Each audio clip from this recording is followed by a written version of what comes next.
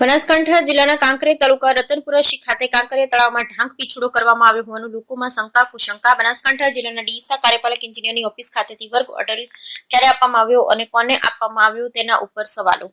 તળાવમાં બિલકુલ ખોદકામ કર્યા વગર માત્ર જીસીબી દ્વારા સાફ સફાઈ કરાયા હોવાના રતનપુર ગામના લોકોમાં ચર્ચા। તળાવમાં ખોદકામ દરમિયાન ભ્રષ્ટાચાર થયા હોવાના ઉઠ્યા સવાલો। ચોમાસા પહેલા માત્ર તળાવનું સમારકામ કરી નાણાં ઉપાડી જશે તેની થઈ રહી છે લોકમુખ્ય ચર્ચા। તાત્કાલિક ધોરણે કાંકરિયા તળાવમાં તળાવની ભ્રષ્ટાચારની તપાસ થાય તેવી ઉઠી માંગ। Bureau report Ramjibhai Raigor, Banaskantha. ન્યૂઝમાં આવતો કે રતનપુરાનું તળાવ કોકરીનું ખોદાયું છે, પણ ત્યાં આગળ સ્થળ તપાસણી અને ગામના અમારી જાણ પ્રમાણે તળાવની સફાઈ થઈ છે, બાકી તળાવનું ખોદકામ કે માટી કોઈ ઉપાડેલી ત્યાં આગળ નથી, જેથી કરીને સરકારશ્રીને વિનંતી કે અમારું તળાવ ખોદાય તો જ પેમેન્ટ ચૂકવણી કરવી।